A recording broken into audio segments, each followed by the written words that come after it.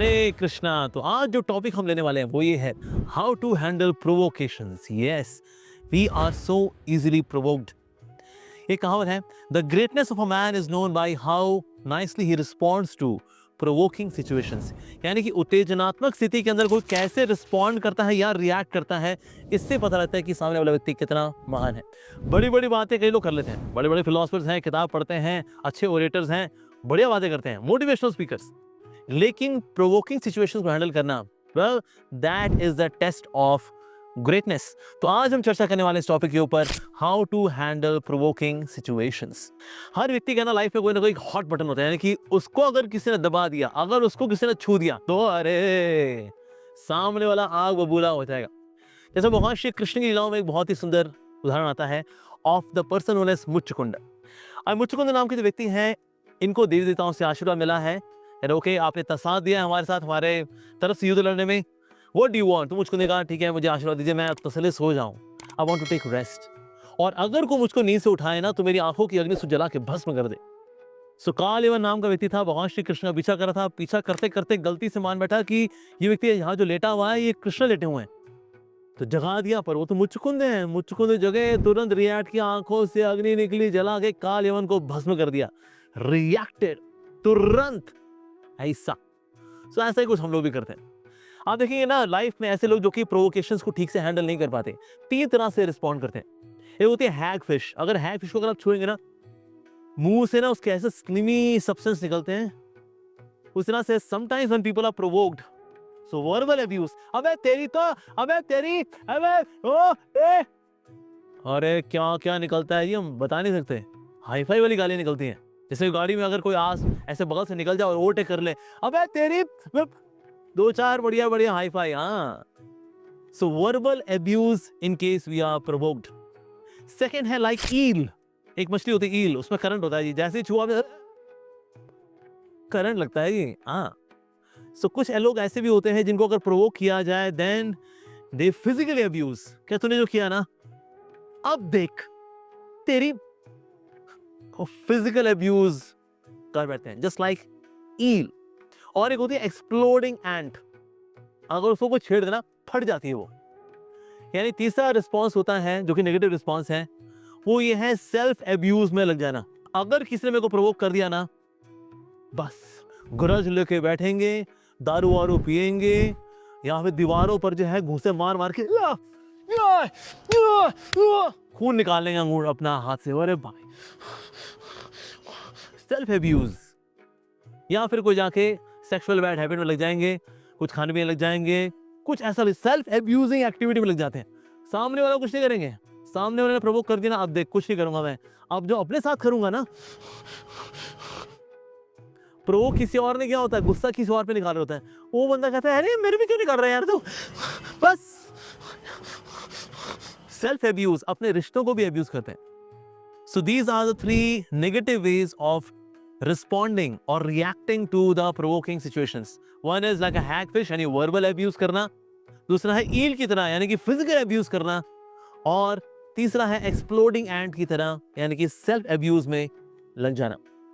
पर कौन लोग हैं जो कि हमें provoke करते हैं? Why? Who are these people? कहां से आते हैं ये लोग? कौन है ये लोग? कहां से आते हैं ये? जो हमें provoke करते हैं? Well, अगर कोई व्यक्ति अपनी inferiority को छुपा रहा होता है, तो फिर वो हमको प्रोवोक करता है। यस, कैसे कैसे कैसे मैं अपनी कमी छुपाऊं, इसको प्रोवोक करता हूं। यस, तो कहीं ना कहीं अपनी इंफीरियरिटी को छुपाने के लिए सामने वालों को प्रोवोक करके दिखाते हैं, देखो देखो देखो देखो, ये भी प्रोवोक हो गया भाई, ये भी प्रोवोक हो गया। सो एक्चुअली उसकी खुद की इंफीरियरिटी उसको छुपा रहा है वो। कहीं ना कहीं हम एम्पथाइज नहीं कर रहे होते, और तो सामने वाले को हम प्रोवोक कर बैठते हैं। ऐसे भी होता है। या फिर ये दिखाना कि जी हम ऐसा नहीं कि हम ही प्रोवोक होते हैं, ये तो कॉमन है, कोई भी प्रोवोक हो सकता है। ये देखिए ये प्रोवोक हो गया, वो भी हो गया, सब हो जाते हैं, हम भी हो गए, सो व्हाट, सो व्हाट। या किसी से अगर गिल्ट है मन में कि जो मैंने किया ना गलत था, उसका गिल्ट किसी और पर ट्रांसफर करना है, उसके लिए भी लोग दूसरों को प्रोवोक करते हैं। और कौन लोग हैं जो प्रोवोक हो जाते हैं? अगर किसी ने चरित्र के ऊपर उंगली उठा दी हमारे, अरे अबे तू है क्या, अबे तू लड़की बाज है, तू अबे तू चरित्रहीन है, अबे तेरे ऐसा कहीं आए कहीं गए, और प्रोवोक्ड। और इनकेस हमारा प्लान कोई अगर वॉयलेट कर दे, हमारा प्लान था A B C, किसने कर दिया C B A, प्लान अगर हिलता है ना तो भी लोग प्रोवोक हो जाते हैं. सो इसीलिए दीज आर ऑफ कोर्स की प्रमोटेशन कॉम्बिनेशन बहुत सारी हैं, that how people get provoked. ये किस तरह से इसको हैंडल किया जाए ये बहुत इंपॉर्टेंट है. अगर आप देखिए कभी अगर हम हॉस्पिटल जाते हैं, हमको सुई लगती है तो हम सहते हैं उसको, करिए हो गया. और ये अगर कांटा चुभ जाए, गॉड, क्योंकि हम कांटे के लिए तैयार नहीं होते लेकिन सुई के लिए तैयार होते हैं. बिकॉज पहले यहाँ पर रुई लगाई जाती है, दवाई लगाई जाती है, उसके बाद फिर वहाँ इंजेक्शन आता है. कोई नहीं, बस हो जाएगा, बस कुछ सेकंड की बात है. इंजेक्शन लगता है तो फिर कष्ट नहीं होता. और हमें पता है कि ना इंजेक्शन ले तो रहे हैं, कहीं ना कहीं एंटीबायोटिक है, एंटीसेप्टिक है, और इस तरह से मुझे टेटनस का इंजेक्शन लगाना ज़रूरी भी है. सो हम ये देख पाते हैं कि उस इंजेक्शन के पीछे एक फ़ायदा भी है, एक लाभ भी है. There is something good for me. तो इसलिए उस कष्ट को हम सह लेते हैं. लेकिन कांटे के लिए हम तैयार नहीं होते. कांटे लगने में किसी क्या फ़ायदा है जी, कोई फ़ायदा नहीं है. सो देन वी रिएक्ट्स, अरे यार कांटा कहाँ से आ गया, ये कांटा लगा, हाय लगा, क्यों लगा, because I was not prepare for the कांटा. उस तरह से लाइफ में अगर सिचुएशंस को हम ये लेके चलें, सिचुएशंस कभी कभी नेगेटिव होती हैं, प्रोवोकिंग होती हैं, पर कहीं ना कहीं मेरे अपलिफ्टमेंट के लिए हैं. यानी उसके पीछे एक पॉजिटिव इंस्पिरेशन को देखना, एक पॉजिटिव चीज़ को देखना, एक पॉजिटिव फायदे को देखना. अगर आप ये देखेंगे उस प्रोवोकेशन के पीछे तो आप एक ठहराव के साथ रिस्पॉन्ड करेंगे. लेकिन उसके पीछे कोई फायदा नहीं था और आप प्रिपेयर्ड भी नहीं थे, इमीडिएटली जैसे वो सिचुएशन आई देन यू रिएक्ट. तो रिएक्शन होता है रजस में और तमस में, लेकिन सत्वगुण में वी रिस्पॉन्ड. सो श्रीमद् भागवतम के 10th कैंटो में एक कथा आती है भृगु मुनि की. भृगु मुनि किस प्रकार से ब्रह्मा जी के पास भी गए, शिव जी के पास भी गए, दे समवट गॉट प्रोवोक्ड. लेकिन विष्णु के पास जब गए तो विष्णु लेटे हुए और यहाँ पर छाती में लात मारी. सो देन विष्णु, अरे वो तुरंत बैठ गए और भृगु मुनि के चरणों को मसाज कर रहे थे. कहते भृगु मुनि आपके चरण तो बहुत ही कोमल हैं, आप संत महात्मा पुरुष हैं. ये मेरा वज्र जैसा, वज्र means it is very very strong. ये मेरे चेस्ट है, इट्स लाइक वज्र, वेरी वेरी स्ट्रांग. ये हार्ड जगह पर आपका पाँव लगा होगा तो कष्ट हुआ होगा आपको ना. So he started massaging the feet of Bhrigu Muni. और कहीं ना कहीं जो भृगु मुनि थे वो देख पाए that how the lord is, lord Vishnu, he is not provoked at all. Yes, you are the supreme lord, he concluded इस तरह से. पर यस, हम यहाँ देखते हैं विष्णु के ऊपर हालांकि आघात किया, it was not expected, but Bhagwan Vishnu is so relaxed. He is transcendental, of course, he is not just in sattvaguna, he is beyond sattvaguna, shuddha sattva. So that's why he could not be provoked. तो हमें ये समझना चाहिए जब कभी कोई प्रोवोकिंग सिचुएशन आ रही है ना, वो प्रोवोकिंग सिचुएशन हमारे लिए एक बेट है. जैसा होता है ना मछली फंसानी है जी, कुछ ना कुछ बेट तो डालनी पड़ेगी तभी मछली फंसेगी.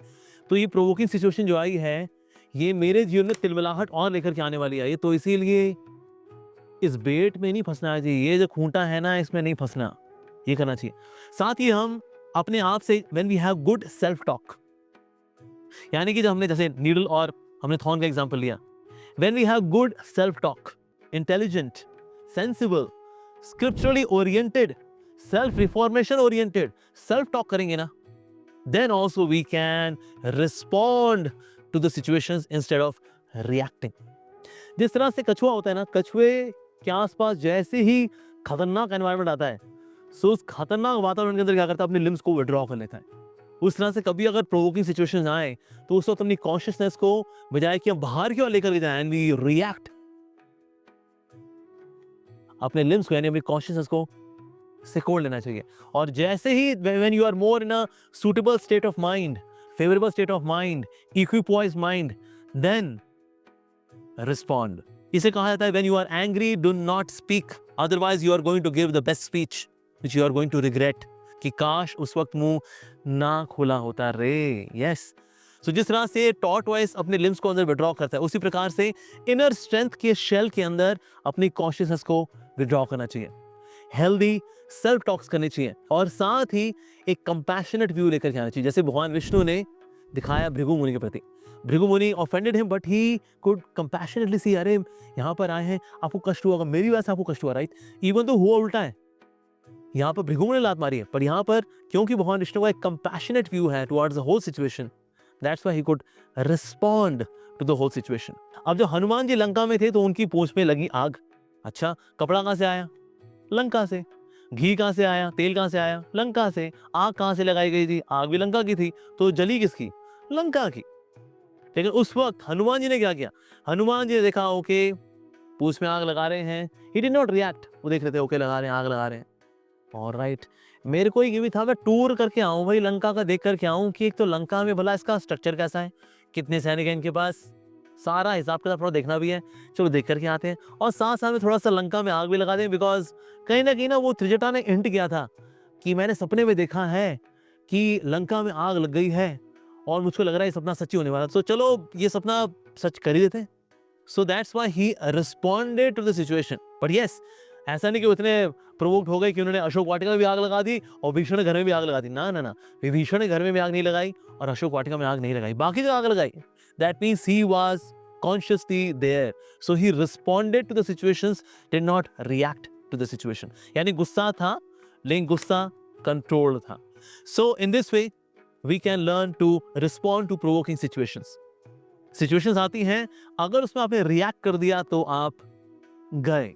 और कभी कभी ना रेकलेस टॉक्स, रेकलेस वर्ड्स जो उस मोमेंट में हम बोल देते हैं ना, अब ये शब्द है जी निकल गए, अब तो वापस तो आने की नहीं है, बाद में इतना पछतावा होता है हमको, माय गॉड। सो इसीलिए सिचुएशंस में हमको रिस्पॉन्ड करना सीखना चाहिए, और रिस्पॉन्ड हम तभी कर पाएंगे जितना ज़्यादा हमारे व्यक्तित्व में सत्वगुण बढ़ेगा उतना ज़्यादा हम रिस्पॉन्ड कर पाएंगे। अच्छा, तो सत्वगुण बढ़ा, ये सत्वगुण कैसे बढ़ता है जी? कोई गोलियां आती हैं वो सिप्ला की, रैनबैक्सी की, सत्वगुण गोलियां, एक सुबह एक शाम, आधी सुबह आधी शाम, सत्वगुण बढ़ाए।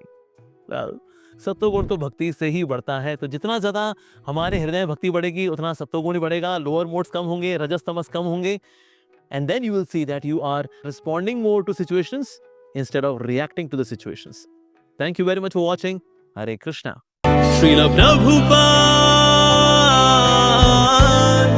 Messiah of Millennium, Srila Prabhupada, Messiah of Millennium.